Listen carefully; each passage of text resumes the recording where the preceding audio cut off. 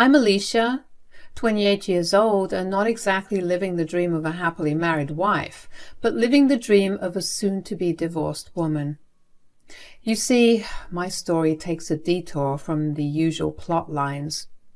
The villain here is not the infamous mother-in-law. She's actually the sweet lady who turned out to be my guardian angel. The real antagonist, if you will, was Emmett, my husband. Emmett and I met at a music festival of all places. I was hanging out with some friends, soaking in the tunes, when Emmett approached me. Smooth as ever, he asked for my number, and well, the rest is history. Now, here's the thing. We had only been dating for 6 months before deciding to take the plunge into married life. Yep, you heard that right. 6 months. Looking back, I think I should have asked more questions and been more cautious. But you know, they're not lying when they say love makes you go a little loco. At the time, it felt too good to be true, and I was right about it. It was not true. Within 2 months of us dating, Emmett popped the question. Not the marriage one, though. He asked me to move in with him. He suggested I should give up my apartment and live with him instead because he couldn't spend a minute without me. I remember thinking, whoa, slow down there, Speedy Gonzales. Even though he was love-bombing me, which is usually not a good sign, I found myself saying yes. Now, about Emmett's mom, Agnes, rest in peace. Lady was an absolute gem. When he took me to meet her, I instantly clicked with her. That was a relief. Meeting the mom is always a big deal, right? But her kind nature made everything really easy for me. Finally, a sweet girl like you in our home. Before you, there were many brief encounters. Emmett would bring girls home, and by the next morning, they would vanish. But talking to you warms my heart. Such a beautiful girl, and your heart seems genuine. I'm so glad Emmett has you. Oh, Mrs. Smith, you are too kind. Oh, please, call me Agnes, dear. Mom, do we really need to delve into my past? Alicia doesn't need to know all the details, you know. I'm just saying there was this one time Emmett brought a girl home, and the next morning I made my special pancakes for her. And when I asked Emmett where she was, Emmett was like, Mom, I wanted the whole bed to myself, so I got her a taxi and sent her home in the middle of the night. What a jokester my son is. I needed to give you lessons on how to treat women. Seriously, Mom, not now. I also tried to make sure how he should deal with not just women, but people in general. This world needs more selfless souls. I hope he listened and treated you nicely. Of course he does. He's the sweetest. At least he did one thing right. Since his father left, I have been very careful. I wanted to provide him with everything. I worked so hard and was so invested in making it all happen for Emmett that I did not have enough time for myself, but it was all worth it. Agnes, you have got me all teary-eyed. You are a strong woman. Mom, can we skip the family history lesson? I'm sure Alicia doesn't want to hear any of this. Come on, Emmett, let the woman speak. It is never too late to enjoy life, Agnes. We can do things together and make new memories. It is different with you, Alicia. I can feel it. You are not just another fling. I have a strong feeling this can turn into something more permanent. Yeah, Alicia, she's an amazing woman. I don't know about you, baby, but it was love at first sight for me. Agnes seemed like the sweetest person ever. She got me the lowdown on Emmett's history, which he had never mentioned in front of me before. It sounded a bit sketchy, but hey, who does not have some baggage? Emmett had his fair share of red flags with other women, but somehow I thought our love story would be different. Love can be pretty blinding, you know. Emmett had this way of making you feel like you were the one who could change him. Despite the warnings and his track record, I fell into the trap. Everything seemed so perfect that I just ignored the signs. Fast forward 6 months into our official relationship, Emmett proposed. It was nothing grand, but it seemed thoughtful. He took me on a picnic in a cozy, stranded location, and it was just the two of us. It was not even your regular proposal with the ring. Before you, Alicia, I've been with different women, and I know it may sound cliche, but this time it feels different. I can sense a real connection between us. Different, huh? What makes this time so special? It's hard to explain, but I feel like I have finally found someone who understands me, someone I can build a future with. I have changed, Alicia, and you have played a significant role in that. My mom loves you, and we are secure and stable. What are we waiting for? I would love to call you my wife. Emmett, are you asking me to? Yes, Alicia, I'm asking you to marry me. I do not have a ring right now, but there will be one soon if you say yes. What if we were moving too fast? Alicia, I understand your concerns, but sometimes when you know, you know. We have a good thing going, and I want to make it official. Trust me, this is real. Baby, just promise me I will not regret this later. I promise you, this is going to work out. So, just like that, I found myself on the fast track to marriage with Emmett. I had a lot to sort out, especially with my parents. They knew about Emmett, but the whole marriage thing, that needed some catching up. I introduced Emmett to my parents right after he got me the ring. We did the whole engagement ceremony, and they were nothing but supportive. I reassured them about Emmett's love and how genuine everything felt.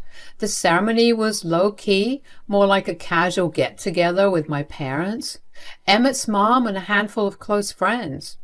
We kept it small and intimate, just the way we liked it. After the engagement, Emmett and I decided we wanted to get married. We set a date 5 months later. That might sound like a lot of time, but there was so much to prepare. My parents and close friends lived in another city, so it was a bit challenging. I had a couple of friends around, but I could not burden them with everything. That is when I got a call from Agnes. Hey, honey, how are you doing? I'm good. How are you, Agnes? I'm really good. I just wanted to thank you and your parents for the present you got me at your engagement party. It was not really needed, but it was thoughtful of you. I told them about how nice you've always been to me. You deserved it. Oh, you are such a sweetheart. So what is your plan for the wedding preparations? How are you going to manage everything on your own? I've been thinking about that for the last few days. I don't have many people here to help, and Emmett's always busy with work, doing late-night shifts and everything. I don't want to burden him. Well, I'm here to help if you would like it. I do not have much going on, you know me, just an old woman with her dog, and it is my son's wedding after all. I will not impose, but I just want to help you in any way you need. You would do that for me? I hope it will not be much of a bother to you. Absolutely, I would. I've been waiting for this day. My son is getting married to an amazing girl like you. I would love to be a part of the process. Great, then. Why not come over? We can have tea, go through the details, and plan together. Sounds perfect. I'll even bring some of that shortbread you like. That is wonderful. Over the next few months, Agnes was my partner through all the wedding preparations. Emmett's involvement varied. Sometimes he was there, sometimes he was not, but Agnes was consistently by my side. She went above and beyond, accompanying me to do all the wedding shopping I needed. Agnes and my mom was there with me when I was picking out my wedding dress. After trying on 100 dresses, I finally chose one, and Agnes surprised me by stepping up to the counter. She insisted on paying for the dress, a gesture that took me by surprise. I protested, telling her it was too generous of a gift, but she would not hear any of it.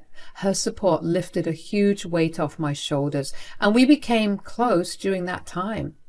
As the wedding day approached, Agnes wanted a special moment together before I walked down the aisle. Wow, you look stunning, the most beautiful bride I have ever seen. You might make me tear up, and I will need to fix my makeup. You've got me there, Agnes. I want you to know that since you entered my life, everything changed. You're like a second mom to me. I didn't know mothers-in-law could be so friendly. I feel a genuine connection with you, and I appreciate your constant support. I love you too. This relationship is something special, and I never expected such a strong bond with my daughter-in-law as well. Agnes handed me a little box, and I opened it. That means a lot. What is the little present? I can't take this. You already blessed me with this gorgeous wedding dress. It is a necklace, a family heirloom passed down to me. Now that you are officially my daughter-in-law, I want you to have it. Oh, it is exquisite. It complements my dress perfectly. Can you help me put it on? Absolutely. Now go walk down that aisle and claim your man. So it had been like a year since Emmett and I got married. And let me tell you, it has been one heck of a ride. Emmett was there for me. Sure, he had his quirks and he had his own episodes, but I thought, who does not? And then there was Agnes. She was the dream mother-in-law. Emmett and Agnes tried to make everything special for me. Like on my birthday, they decided to throw me this epic surprise birthday bash. I had no clue what was going on. The next thing I knew, my parents were at the door and Agnes baked this heavenly cake. We partied like there was no tomorrow, and I could not believe how lucky I was to have these two in my life. Agnes, the plant whisperer, also gifted me these rare and exotic plants, and that got me into gardening, you see. She used to come over with her home-cooked meals, and we used to spend a lot of time together in the garden. All these moments made me realize how darn lucky I was. Life was cruising along smoothly, you know, until that one night 2 months back when everything took a nosedive. The phone rang, and it was the hospital. Emmett got the call.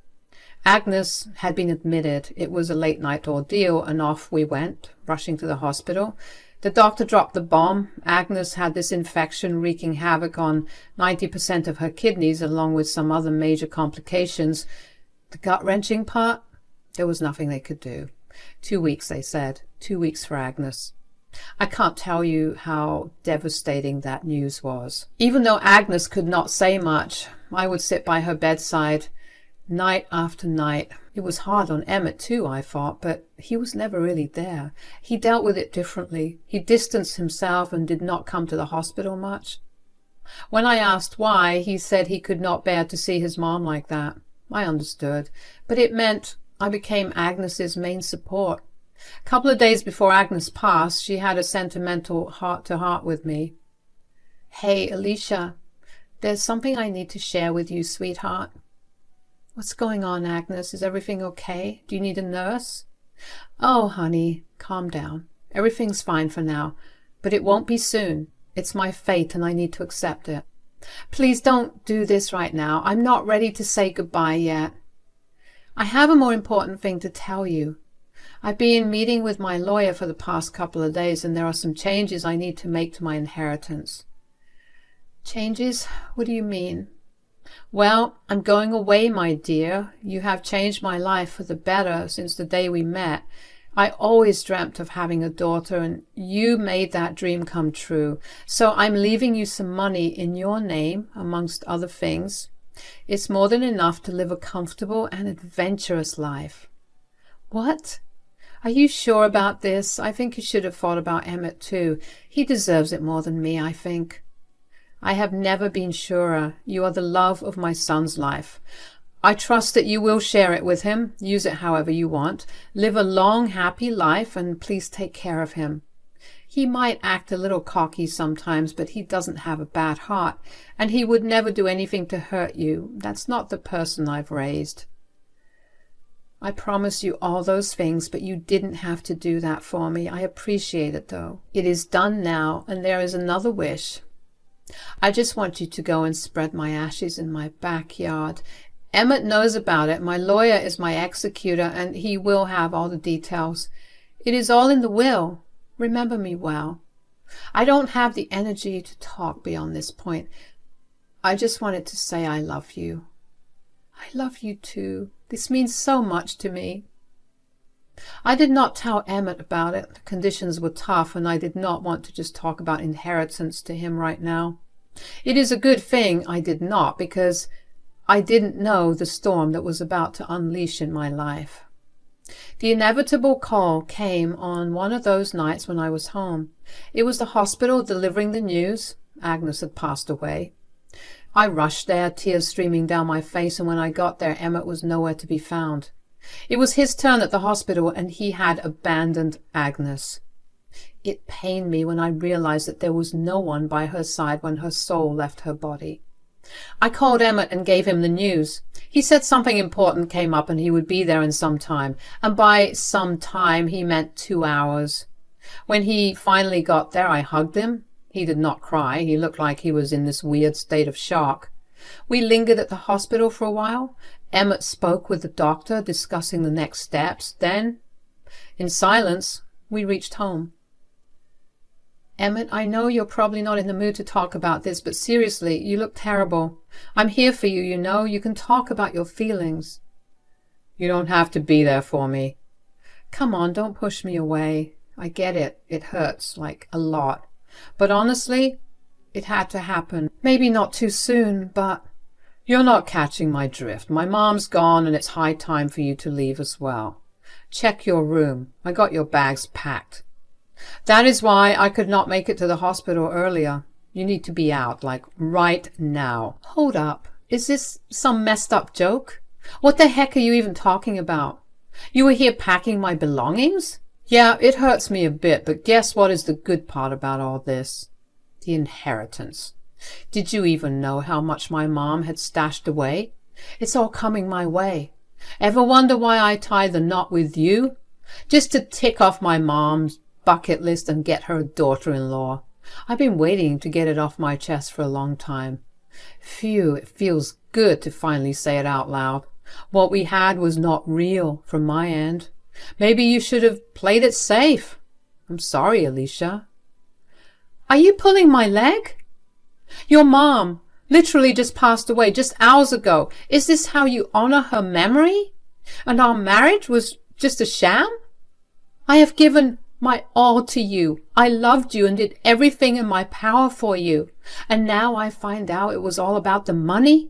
If Agnes had not passed away today, but let us say 5 years down the line, would you have kept this act going for that long?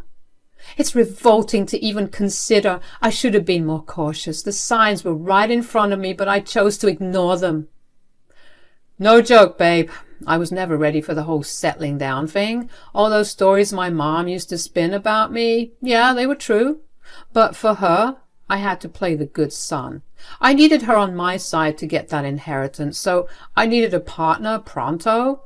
I'm ecstatic that money's about to revamp my life. The things I can do with all that money, it's a never-ending list. You? Well, I'm thinking I don't need you anymore. Seriously? Agnes must be proud of you, right? But guess what? I've got some juicy gossip too. A couple of days ago, Agnes told me something. She left me all her fortune, not you. Hold up, what? Are you kidding me? She would never do that. I'm her son, the golden child. She's always been all about taking care of me. That old hag wouldn't dare to leave me without any money. Well, in a few days we will see who's got it all when her lawyer calls us up. You're sounding so serious. Is this for real? Did she leave you everything? Yes. She had her lawyer over at the hospital, but you would not know, right? Because I was by her side day and night while you were out there doing God knows what. Maybe celebrating her death? Turns out your plan did not work out. Well, sweetheart, I was just playing around. If the money rolls in, we'll be splitting it, you know? You're my wife. I've just done the same if I inherited all the money. This was all just a big stupid joke. Now, you are trying to make me buy that load of crap? Do you think I'm a kid? Seriously, Emmett, grow up. Don't play these dumb games with me. I need some space to grieve and remember Agnes. I'm out of here. So, if you think that was the end of it, let me tell you it was not. I grabbed my bags and walked out immediately, booked a hotel room for myself to figure things out. I was not sure how to feel because I was dealing with a lot of emotions.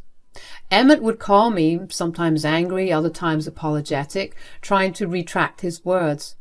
But the events of that night, it's like something in me just died. It was not on my bingo card.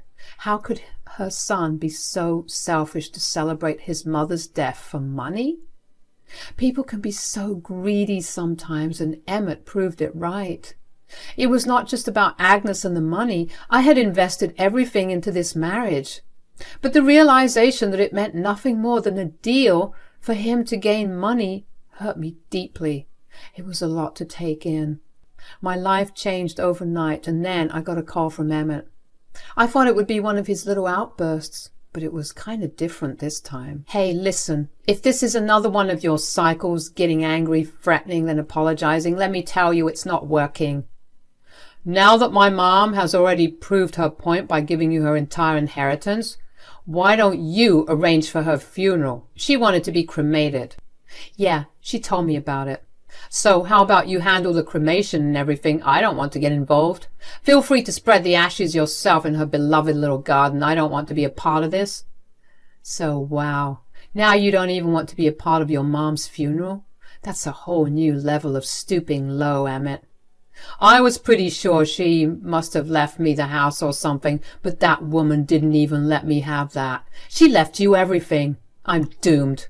So after all that drama, I had to prepare for the whole funeral. Not many people showed up, just a handful. And Emmett, well, he was a no-show as expected. The whole thing felt surreal. After the funeral, I received Agnes's ashes. It was a heavy moment carrying the remains of someone who had become so significant in my life. I decided to go to the house, and specifically to the garden where Agnes found peace. I stood there holding the urn, surrounded by the memories Agnes had created in that garden. I whispered a small prayer, my final words to her, and then, with a heavy heart, I scattered her ashes over the soil. It was a bittersweet moment, a farewell to the woman who had become a mother to me. Before doing this, I even tried calling Emmett, wondering if he had changed his mind, questioning if there was still a flicker of care for Agnes in him. But, as expected, Emmett remained in his selfish state. Agnes left me not just her money, which was close to $1 million, but also her house. I moved into it to keep her spirit around. It's like a cozy shrine of memories.